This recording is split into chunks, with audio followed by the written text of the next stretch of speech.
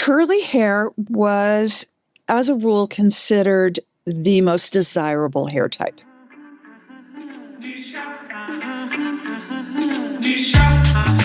This is Priya Anand, and we are Spiraling. In this show, we talk to people about curly hair to learn more about who they are and about our culture, from our personal identity to how the world sees us. Michelangelo's statue of David, one of the most famous sculptures in the world, it's a chiseled man with curly hair. I went to Athens over the summer and noticed something. Most statues at the Acropolis Museum, they also had curly hair. When Athena transformed Odysseus, as we noted in episode 1, she made the hair grow thick on top of his head and flow down in curls like hyacinth blooms.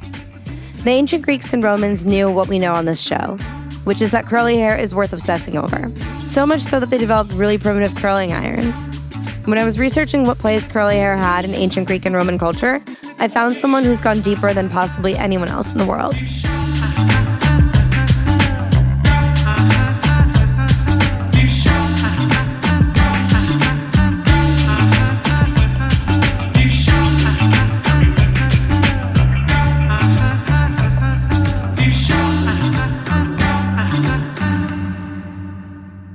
My name is Janet Stevens, and I am a retired 3-decade professional hairdresser. And I have been, for the last 25 years, researching ancient Roman hairstyle from the technical standpoint. And I also enjoy working on other historical hairstyles that might have a little bit more documentation. But yeah, that's my secret superpower as a hairdresser is research. And yeah, I'm just like a hair geek. I don't think that's common necessarily among hairstylists, right? No, it is not. All forms of style and how it's evolved over the last many thousands of years versus the last few decades. I gotta say, I've always had an interest in historical costume and hairdressing.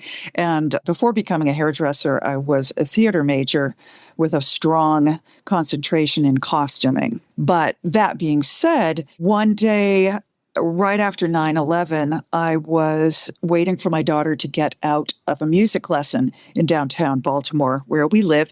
And it was raining, and I didn't want to go to a coffee shop. So I went into the Walters Art Museum, where they had recently remounted their ancient Roman collection. And instead of setting some of their best portraits against the walls, as most museums do, they lined them up like spectators watching the viewers come through. They had set these heads out in the middle of the room so you could see them from all angles. But I had absolutely no idea who anybody was, and I was more interested in the hairstyles in the back. So I saw a hairstyle from the rear of a lady who turned out to be Empress Julia Domna, who was empress from about 194 AD to 217 AD. And she had this beautiful double braided spiral bun with rope braids in the front. The hair was swagged really low down to her shoulders. And she had this fabulous, what looked like Marcel waves. So her hair was really curly, but it had been combed out into waves. And it was just gorgeous. And I thought, that would be a fabulous bridal hairstyle. Wow. So I went home and pulled out a mannequin to try to figure it out. Janet, who at the time worked at a salon, looked at a bunch of research but couldn't find much information beyond suggestions that the hairstyles were actually wigs. But she didn't buy that because she didn't see how they would stay up in the first place, wig or not. And then she had a light bulb moment.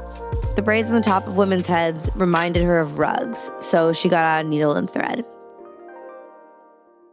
So I tried sewing the hairstyle together, and it worked.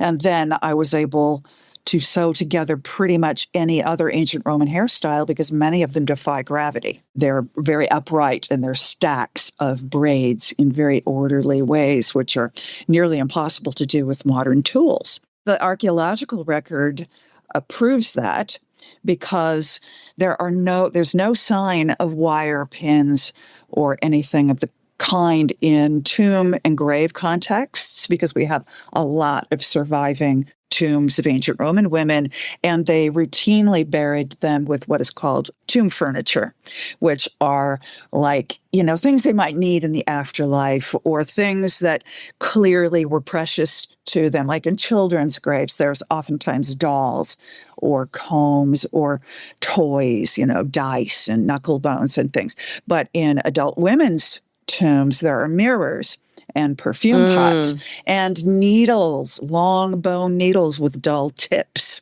and spindles for making thread. Let me just get this straight. In terms of using a needle and thread on someone's head, if I were sitting with you in person and we wanted to recreate one of these styles, you would, the same way you thread a needle to sew up a shirt, Yep. You would thread some of my hair. No, I would thread a needle with thread.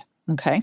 Oh, and then your hair would be sewn And together then your with the hose thread. and together with the thread. Yes. Ah. Yeah. It is kind of hard to wrap your mind around, isn't it? Yeah.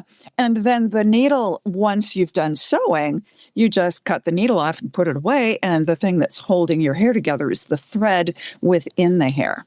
Okay. I understand now. How often would people style their hair this way? How long would their hair remain in whatever shape has been threaded together on their head? That would depend completely upon the woman and her social status. Most of the portraiture that we have of ancient Roman women, like those examples that I sent to you, they were all very highly placed, very wealthy women. So they had lots of servants, and as a rule, they would have a single woman who was in charge of dressing their hair and doing their makeup. If the woman wanted, she could have her hair done several times a day differently if she wanted to, if she had the time, if she felt that she had the time.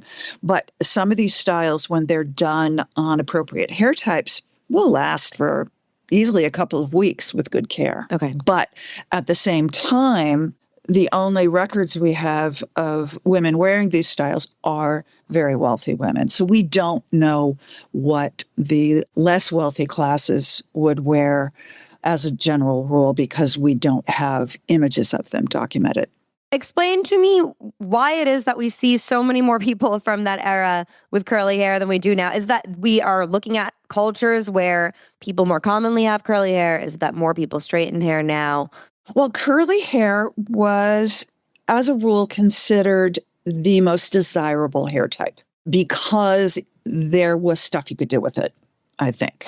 And it's also, it's just very flattering, right? You can do more with it. It's easy.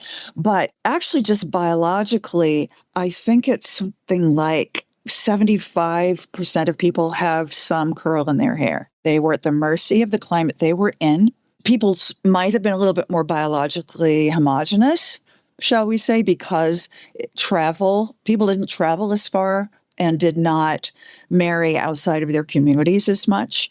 So there's a kind of a beauty standard that emerges from, I won't say closed societies, but societies who really know who they are. Okay. And so the ancient Greeks knew who they were. The ancient Egyptians knew who they were. And and so curl is just, I think, there's a lot of curl around the Mediterranean basin.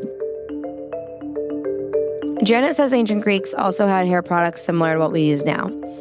They had a trio. Oil, and I'm pro hair oils since that's the first product I made for my hair care line, Mayura, which will launch later this year. You can sign up for the waitlist and find details in our show notes. And next was water and then resins, meaning something thick and sometimes sticky to bind everything together. Oil is for control, water is for refreshing, and resins are for support. That would be the next really fun project, but it's so hard to do, would be to try to recreate ancient hair products. I've done a little bit of it, but it's pretty rudimentary. Hair straightening is so common now, but in ancient Greece, it was actually the opposite. Heat curling was all the rage. And yes, I know curling irons are also popular now, but nobody can pretend they come even close to the flat iron. I mean, just think about how Dyson's gone from being a vacuum company to a beauty giant with the Airwraps and blowout tools they sell. Here's how ancient Greeks and Romans made homemade curling wands.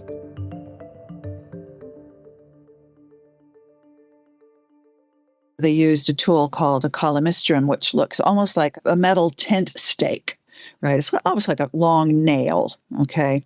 It could be varying widths, and they would heat it over hot charcoal. Oh my God. So that was the original curling iron, using metal and charcoal? Yes, ma'am. Essentially grilling a piece of metal and applying it to your hair. That sounds bad for your hair. Yep. It's just like using an oven for cordless curling irons in African American salons. So what they have, they use a stove. And so the ceramic stoves, they get super hot. They get up to like 600 degrees. And as you learn to use the tools, you get a sense of how hot they are by how long they've been in. And once you're really well practiced, you can just put an iron about 6 inches from your face and you'll know whether it's the right temperature. Okay. Or you can test it on tissue paper. And if it scorches, do not put it on the hair yet. Wow. But yeah, there were an entire sub-profession of Roman hairdressers and barbers who only did heat curling. So that was the original curling iron. Yeah. That sounds, just like any heat styling now, and possibly more than any heat styling now, that sounds pretty damaging for the hair. Did they have rituals or ways to prevent damage? What did they do? Not that we know of. What traces we have about hairdressing information come from men. They usually come from dictionaries and from glossaries that were made by historians to help other historians understand the texts that they were expected to read. Yeah, there's like only 2 quotes or 2 or 3 quotes involving the differentiation between like hairpins, single prong hairpins, and needles and thread and curling irons. They're about the only 3 tools ever even mentioned besides ribbons in antiquity. Unless they turn up in a tomb. If something turns up in a tomb and we can identify it as a hairdressing tool, then yeah, we might be able to. But as a rule, I think we've dug up enough that we kind of know what's there or what we expect to be there. If a woman wrote something, it would only survive if men thought it was worthy of preservation. Okay, because there are elite women who are said to have written their autobiographies and memoirs, but these documents are lost because they were either intentionally destroyed or they weren't copied. They just fell into dust and disintegration. That's and so no one sad. thought it was worthy to copy them down because they didn't have printing presses. And if you wanted a book, you had to write it out longhand. There is actually a hilarious poem by the ancient Roman poet Ovid, who wrote about his girlfriend breaking all her hair off from dyeing it and also using the curling iron. And then he describes how beautiful her hair was. Was it curly? Yes, it was curly, but she also wanted to be curlier. So he describes how her poor hair was being tortured by the curling iron and how it eventually just broke off in handfuls and is sitting in her lap. Ovid's Amoris 1.14. I found a translation online. In the mornings, you love to lounge on your purple spread bed, your hair down and still uncombed. It was lovely, loose, and wild. You looked like a Thracian Maenad sprawled, exhausted on green grass. Okay, I had to look up what that even means. A Thracian Maenad is a follower of Dionysus, the Greek god of wine and festivals. All right, back to Amoris 1.14. You looked like a Thracian Maenad sprawled, exhausted on green grass. Just think of the horrible tortures those poor, down-soft curls had to suffer at your hands. How patiently they endured the rack of hot curling irons as you twisted them into ringlets. Again and again I cried. It's a crime to singe them. Is your heart cast iron? Have mercy on your own head. Don't force the beauty nature gave you. The poem is quite long, but I like leaving it at that ending. Don't force the beauty nature gave you.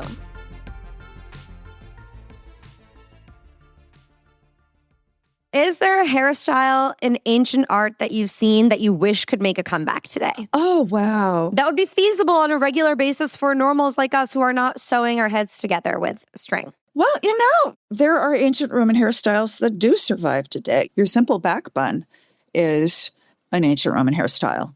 They're documented in kind of daily life contexts, like sculptures, low relief sculptures from like poultry shops or bread bakers and things. Even if you just have a low bun, that's fine. And then, you know how girls make almost like a little fan-shaped poof on top of their heads and wrap the base. That idea was worn in the hairstyle of Empress Plotina in the late 1st century AD, Plotina.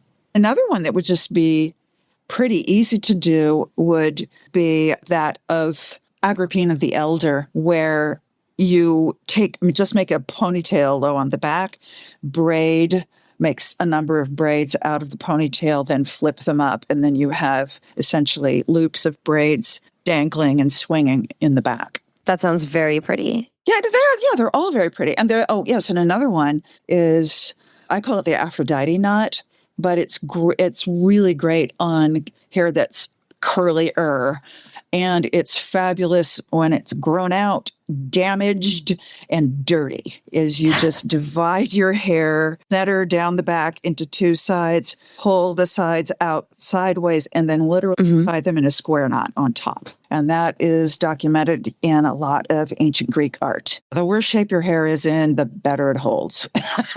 Before I retired, I'd been doing hair 33 years. And the first 7 years, I was doing it in a very rural area. So I probably got an extra 15 years. Where? It was in northern New England. Okay. And so in the 90s, when I began, we were still doing hair. We were still doing perms, and it's really just local fashion as to what people want. All right. And people tend to bond with the idea of what is an appropriate hairstyle, I think, around middle school and high school. And sometimes they will hang on to that idea forever. They just cannot get rid of it. It has become this false idea, I think, of professionalism. I agree, yeah. That straight hair is, quote unquote, professional. And I think that's a load of crap, but it's what people expect. She says one client would come in and drop $1,000 every visit between keratin straightening and coloring and a cut. And she would just tell them, you cannot fight nature. It's going to grow back. Did you ever feel the urge to convince your clients, like, no, you should be so into this? Oh my God, embrace your natural curl. I often did. It really depended on how much they complained. Because they would complain about the price. They would complain about having to do this all the time. They complain about it was never right. And I said, well, why don't you just embrace nature? Just learn how to do it right.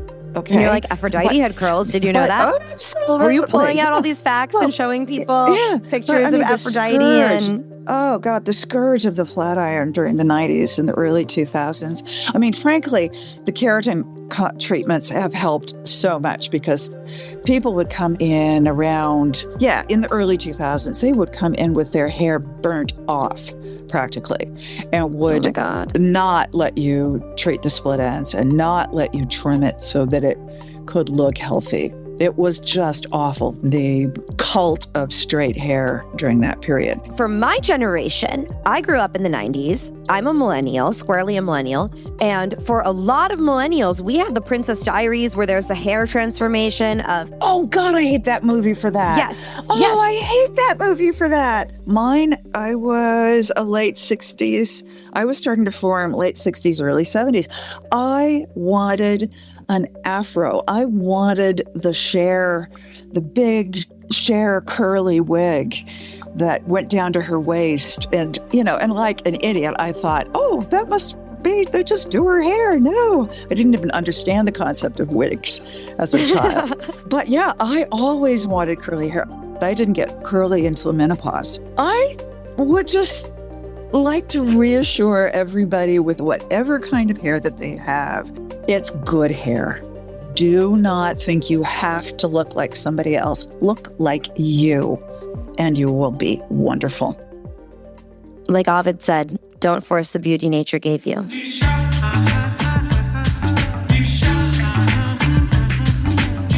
For more bonus content and details on how to feel like a Greek god, subscribe to our Substack at wearespiraling.com. Please rate and subscribe on whatever platform you're listening from, Apple, Spotify, or anything else. It helps us a lot as a new show. I'm Priya Anand, and I'd love to hear what you want to spiral upward about in 2026. Email me at priya@wearespiraling.com. This podcast was produced by Citizens of Sound and sponsored by my upcoming hair care line, Mayura. Theme music by Lopgun. Talk to you soon.